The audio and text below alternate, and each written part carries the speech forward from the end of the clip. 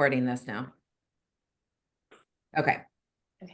I will send you this recording. Sorry about that, Amber. I just was like, no. stop. This is such a great question. Stop it. Like, what's going on? Right. I was like, oh no, they couldn't handle the fee. They couldn't handle. So how did this business come to you originally? So my client, that's local, he reached out to me because he saw like, hey, I see that you do apostille work. Is that something that you can help me with? Went to him, did a couple of the apostilles. I asked who his that he's buying property in Spain, who the contact was, and he was like, yeah, you've been great. I would love to introduce you guys. Well, I took it upon myself to go ahead and email the head attorney and the paralegal, just letting them know that I would like to talk more about what my service and collaborate with them in the future on any other. I'm sure that they have other clients in the US that I would love to help out, or at least just California clients. And that phone call, they set it up. They thanked me for reaching out. And plus, they saw my work of what I did. And plus, the client also talked about how great their experience was several times that I did. Went to them, and I also helped them out with other resources that we have, right? It's not just this is all that we do. Oh, let me connect you with this person, this one, Yeah. we're connectors, right? So, but what can you do to replicate that? I don't know. That's why I'm But asking you this did it. amazing. But you did it the first time. You reached out cold, right? Yeah, Basically. And that's not the only law firm in Spain. So true. where are Americans moving right now? Because there's people, that are for whatever reason, they're moving overseas, right? So where are those popular spots that they're moving to? You're starting. And make a list of those spots. You know how to do this Fab 100 list. I am It's so bad. I've never made a Fab 100. it's basically the same thing. And you're going to make a list of those law firms that handle real estate transactions overseas. So you're going to have to do the deeper research and reach out to them just in the same way you did. This time you had a warm lead, right, with a customer that connected you, but you saw how receptive they were into finding out that there's somebody that can help them in California. So you're going to have to do the deeper research. Where are the concentration of people in the United States that are leaving? What are the cities and states that are moving overseas, right? And then where are they going? What are the top 5 destinations of where they're going? And if you really want to get some good pointers on connecting with overseas businesses, reach out to Celicia Jones. I know you know Celicia Young Jones. She has the entire country of Mexico at her disposal when it comes to any of them needing an online notarization. Laura, do you have anything to add? No, those are all the right things. Yeah, you are going to recreate exactly what you just did with this person. You're just going to, or with this company, you're just going to remove the warm lead and you got to reach out to them on your own, pick up that phone, get the emails out, do the follow-up email. If you don't hear from them, this is the 5-point marketing system. You know this. If you don't hear from them, in a couple of weeks, reach back out again. Ask them if you can stay in touch. Stay in touch at least once a month. See how you can deliver value to them and as a apostille facilitator in California. Okay. Does that help? Yeah, it's just like, oh, I don't know how this came about, but the universe spoke and I answered. And so pick that up and run with it, because if you're doing it for one, there's no reason you can't replicate it and do it for many. And I'm talking to everybody. Yeah. Reach out. The worst somebody is going to say to you, Amber, when you call them about your apostille services, the worst thing they're going to say to you is, I'm not interested. And I promise you, it's not going to affect you at all. You'll be okay if you hear that. Right? But it does affect me. I gotta get thicker skin. I gotta get In thicker business, skin. not everybody needs an apostille right now. Right? It doesn't necessarily mean, they may very well say, we're not interested. And then they have a need that pops up. And if you're keeping in touch with them the way you should be once a month, you know this, then when they need it, they're gonna be like, oh, that girl from America, from California that always is emailing me this valuable information. I'll reach out to her, right? A no could just mean not right now. Okay. Too. You have to Got it. keep that in mind. Business isn't black and white. Right. Staying in touch with somebody and putting that effort in, these things will grow. And you're seeing that happen in your Apostille business. I've been watching it happen to your Apostille business. I'm Well, so I know that like, the reels that I've been posting on social media, um, like um I didn't know that people were actually seeing it until my kids were at a party with their friends and they were like, oh my God, people like for you. Wait, that's my mom. Like, why is my mom popping up? And Yep. other people, and I was like, oh my gosh, like I know people now. Yep. They'll start recognizing you on the street too. That'll happen. But just replicate your efforts and make the reach out calls. And like I said, the worst thing that somebody can say to you is no, which is just a not right now. Stay in touch. Okay. Does that help? Yeah, I just didn't know like if there's, if you guys knew of different avenues of, and this is again, I know I got a lot of research ahead of me of what I Yeah, got to you do. do. So it's not like, oh, I'm just looking for the instant answer. But if there is something that anybody on this call that knows, like how do they find their apostille business? Like that would be excellent for me, like law firms. Yeah. That would be great. Absolutely. You guys drop your advice in the chat. And Amber, I encourage you, reach out to Celicia Young Jones. She will put her info in the chat when she I love you, Celicia. And if you don't already have it, reach out to her, and she's very good at this stuff too. Okay. I'll reach out for you, Celicia. Thanks, Amber Nicole. I appreciate it. Thanks, guys. All right. Let's see. Cynthia in California, what is your question for us? Hello, everybody, and I want to thank Laura for her wonderful presentation last night. Thank you. She had a lot of notaries on the call. So I don't have a question, but just to kind of comment to Brian's question on his marketing for, I believe it was like a postal annex or UPS store.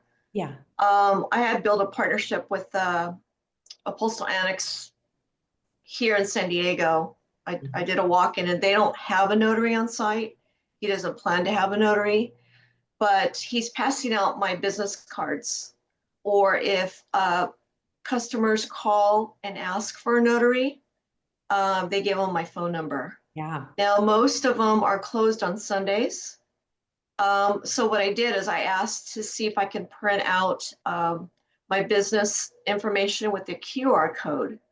Because if they were to walk up on a Sunday and it's closed, my flyers are on his windows. So I got permission and he allowed me to do that. So Yeah. just a kind of a suggestion, Brian, for you on that.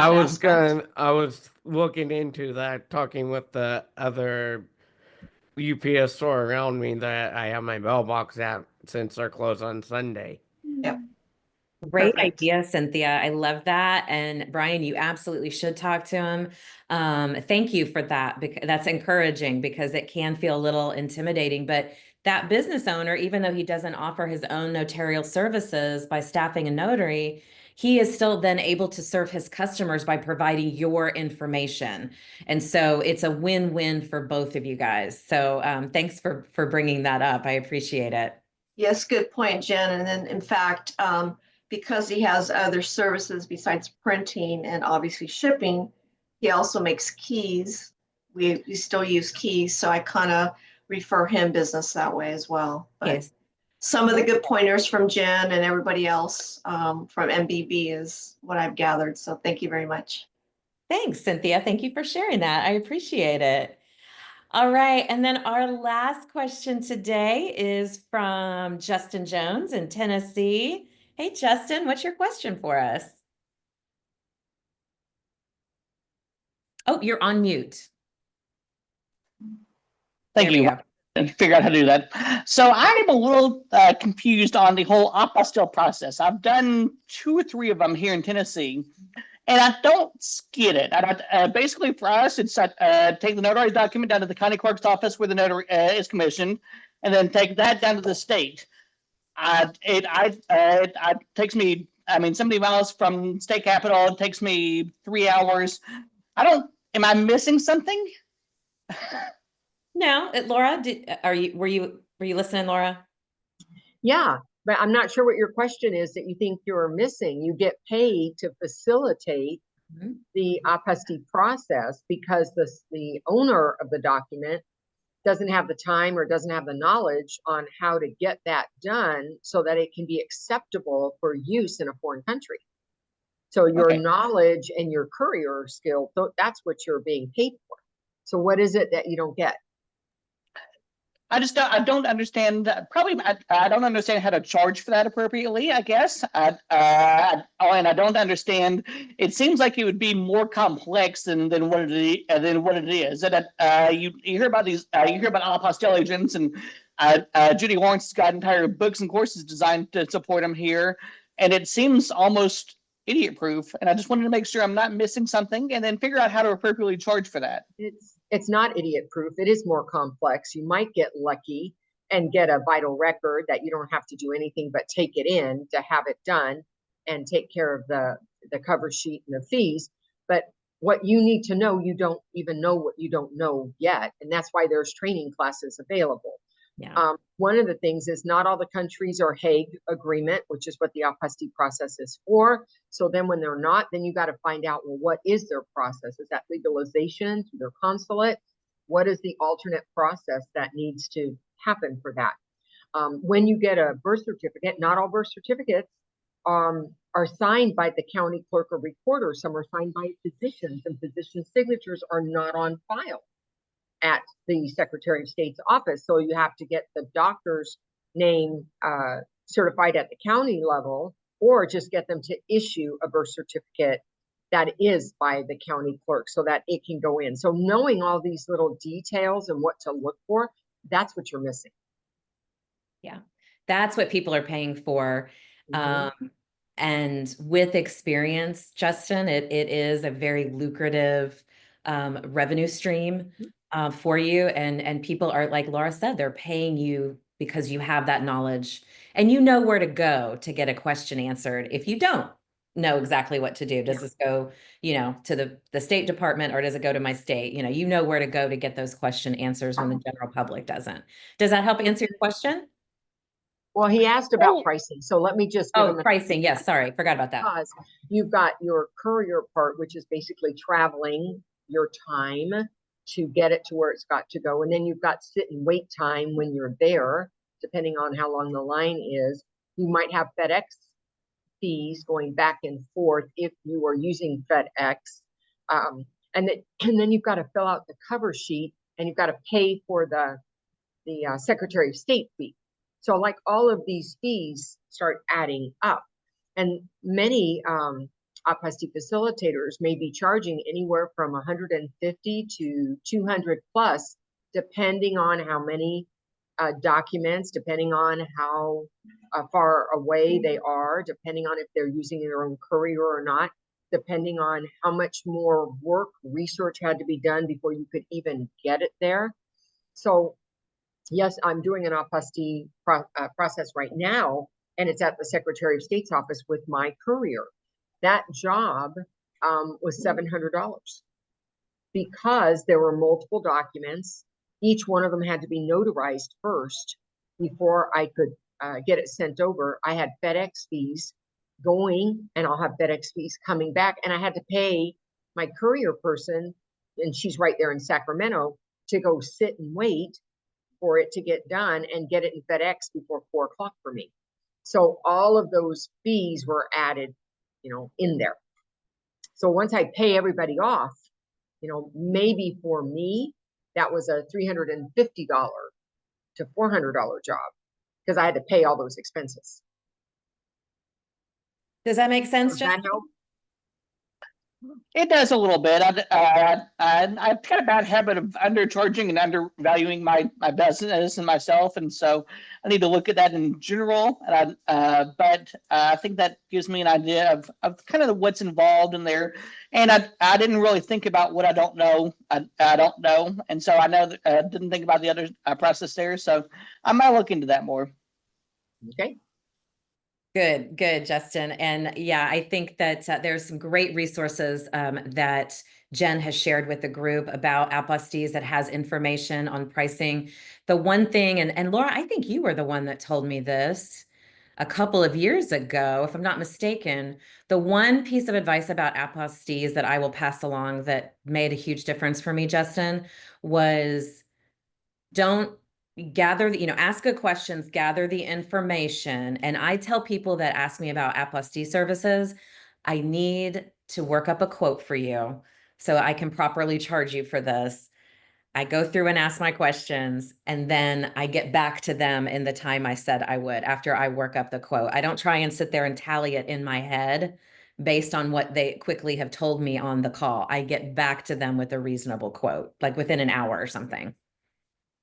So hopefully that helps as well. Thank you, Justin, for that question. And guys, Carol, I see you have your hand up very, very, very quickly. What is your question for us in our minute we have left? Actually, it's going to take more than a minute. It's about an apostille that I did, and they went to a consulate in a different country to get travel permissions for children, and the consulate is saying that the documents aren't valid. But no worries, I can ask next.